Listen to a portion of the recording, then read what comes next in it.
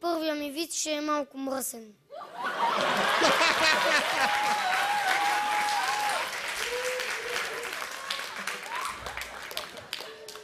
Господин Андреев, това е невъзможно. Вие сте твърде млад, за да ми разказвате мръсен виц. Ще видите, че ще е мръсен. Добре, да сложа ли червена точка? Ако може. Значи да сложа червена точка до 16 години, при положение, че човека, който ще разказва, е на 7 години и 9 месеца.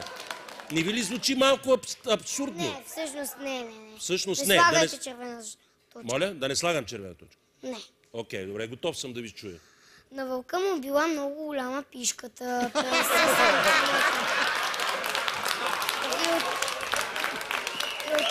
И отишъл при доктора и казал...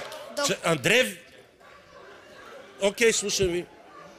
И отишъл при доктора и казал: докторе, много ми е голяма пишката, 50 см, какво да правя? Отиди при червената шапчица и кажи: червена шапчица, ще се жениш ли за мен? Тя ако ти каже не, пишката ще ти стане по-малка с 10 см.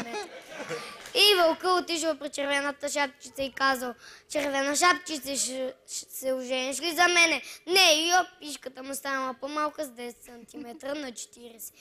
И на другия ден пак отишъл при червената шапчица и казал: червена шапчица, ще се ожениш ли за мене? Не, и пишката му станала по-малка с 10 см по-малка на 30. И си каза: утре пак да отида при червената шапчица и пишката ще ми стане тъмън. И на другия ден пак отишъл при червената шапчица и казал: червена шапчица, ще се ожениш ли за мене? Абе ти не разбра ли, кумчо Вълчо? Не, не и не!